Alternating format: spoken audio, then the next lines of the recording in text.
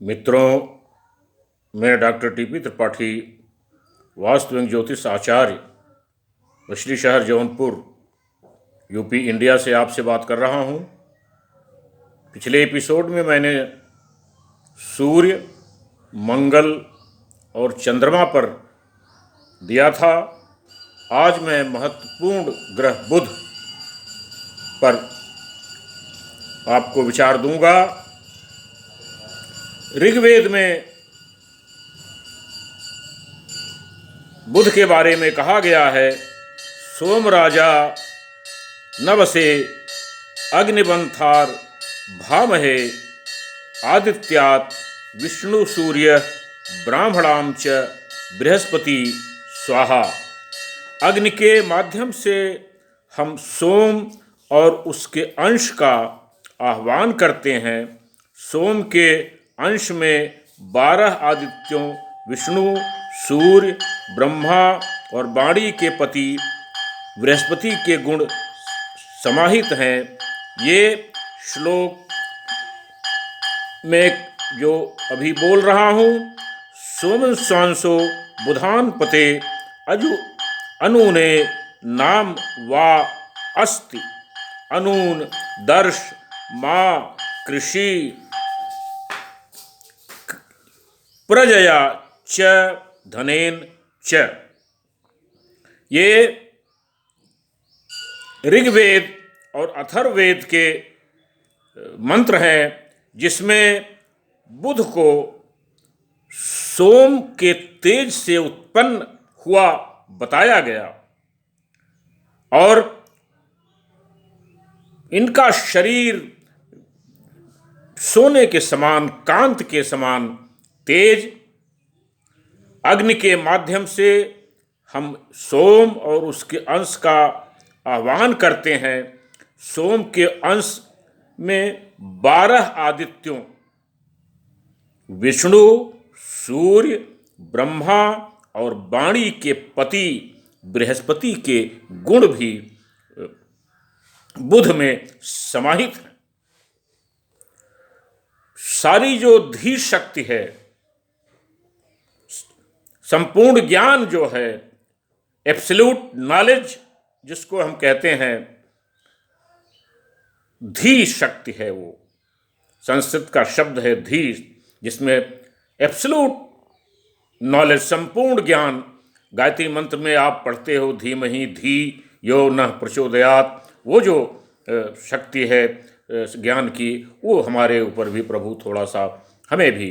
तो ये पूर्ण धी शक्ति बुध के अंदर में समाहित है। बुध सौर मंडल के राजा भी कहे गए हैं। सूर्य के साथ साथ चलते हैं। केंद्र और त्रिकोण में सूर्य के साथ बुध आदित्य राजयोग बनाते हैं। अगर सूर्य से 12 डिग्री के बाहर हैं, सूर्य के साथ किसी भी केंद्र में या त्रिकोण में, तो बुध आदित्य राजयोग बनाते हैं। बुध के यह अधिष्ठात्र देव की उत्पत्ति सोम या चंद्रमा से हुई मानी गई है। इसी कारण वेदों में बुध को सोम का अंश कहा गया है। विद्या वाणी के स्वामी बृहस्पति और सोम के गुण के होने के कारण से विद्या, वाणी, भाव प्रकट करने की क्षमता, बुद्धि, चेतना के प्रतीक है। ज्योतिष ग्रंथों में इन्हें त्वचा का भी अधिपति कहा गया है। इनके निर्बल होने से त्वचा संबंधी विकार आदमी में हो जाते हैं। बुद्धि में कमजोरी होती है, ज्ञान कमजोर होता है, विवेक में कमी आती है। इनकी निर्बलता से व्यवहारिक व्यापार के भी ये कारक हैं। इनकी निर्बलता से व्यापार भी आपका प्रभावित होता है। इनकी निर्बलता अगर होगी तो आपको व्यापार में हानि की संभावना है।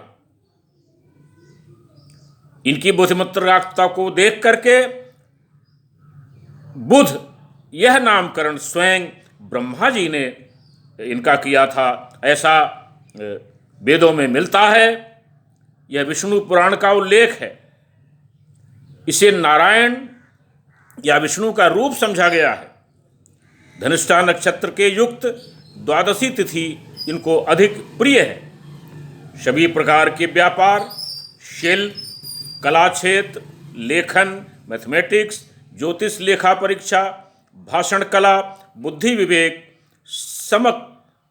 समक्ष दुनियादारी का व्यवहार, हास्य प्रियता, अभिनय, गायन आदि पर बुध का आधिपत्य है। इससे आप स्पष्ट समझ सकते हैं बुध की प्रतिभा कितनी, बुध ग्रह की महत्ता कितनी अधिक है। इससे आप इस बात से अंदाजा लगा सकते हैं। और बुध ग्रह हमारे शरीर के भाग में, हालांकि ये वित्त, कफ, वातज तीनों गुणों तीनों के प्रधान हैं। और ये नर्वस सिस्टम पूरा इनके कंट्रोल में है, लंग्स इनके कंट्रोल में है, जुबान इनके कंट्रोल में है, हाथ इनके कंट्रोल में है और मुंह इनके कंट्रोल में है। तो अगर बुध कमजोर होंगे आपके लग्न में तो ये सारी चीज़ें आपको मुश्किल होंगी। इन सब चीज़ों में आपको कमी आएगी, इन सब चीज़ों में आपको बीमारियां हो सकती हैं, आपको दिक्कतें आ सकती हैं। तो इसलिए बुध को मजबूत होना आपके लग्न में अत्यंत आवश्यक इसलिए भी है कि ये सूर्य के साथ साथ चलते हैं, अक्सर अस्त रहते हैं, 40 डिग्री की बैंड में चलते हैं, तो अक्सर ये अस्त रहते हैं। आइए हम बताएं कि अब किन लग्नों में बुध अशुभ होंगे और क्या करना चाहिए, किन लग्नों में शुभ होंगे और क्या करना चाहिए। पहली लग्न आती है मेष। मेष लग्न में बुध रोग ऋण शत्रु छठे भाव के कारक हैं। ऐसे व्यक्ति को शत्रुता, अपनी वाणी से शत्रुता अपने आसपास में पैदा कर सकते हैं। इनके रोग भी बुध से संबंधित हो सकते हैं, इनके ऊपर कर्ज भी हो सकता है। इसके लिए वो चूंकि बुध अशुभ है तो ये कभी भी पन्ना न पहने। ये हमेशा जीवन में बुधवार के दिन गाय को हरा चारा खिलाएं और ओम नमो भगवते वासुदेवाय का कम से कम एक माला हर बुधवार को जाप करें। हरे रंग के कपड़े बिल्कुल न पहने, हरे रंग के कपड़ों का दान करें, किताबों का दान करें विद्यार्थियों को, गरीब विद्यार्थियों को, तो इनके लिए ये बुध शांत रहेंगे और इनको कुछ आराम मिलेगा। उसके बाद लग्न आती है कुंभ। कुंभ राशि में बुध मृत्यु के भाव के मालिक हैं, पारिवारिक संपत्ति के मालिक हैं। बुध जब कमजोर होंगे तो ऐसे लोगों को दिक्कतें आएंगी, इनका नर्वस ब्रेकडाउन संभव है, इनकी बुद्धि विवेक काम करने में मुश्किल होगी, कभी दबाव पड़ेगा तो ये नर्वस सिस्टम में आ जाएंगे। और बुध से संबंधित जो बीमारियां हैं मैंने बताया, वो भी नर्वस सिस्टम और इंटेस्टाइन, ये सब चीज़ें इनके लिए दिक्कतें करेंगी। इम्यून सिस्टम बॉडी का भी इनको प्रभावित करेगा। तो ये भी कभी भी पन्ना अपने जीवन में न पहने। बुधवार के दिन गाय को हरा चारा खिलाएं। ओम नमो भगवते वासुदेवाय का 108 बार मंत्रों का जाप करें और हरे रंग के कपड़े बिल्कुल न पहने, हरे रंग के कपड़े दान करें, गरीब को दान करें, गरीब बच्चों को किताबें दान करें, ये इनके लिए फायदेमंद होगा। उसके बाद राशि आती है तुला। तुला राशि में बुध 12वें भाव के मालिक हैं, हाउस ऑफ लॉस।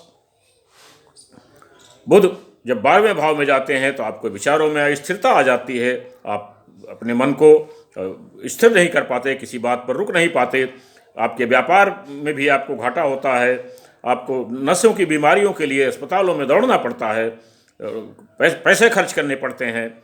इसलिए ऐसे लोग भी कभी भी पन्ना न पहने।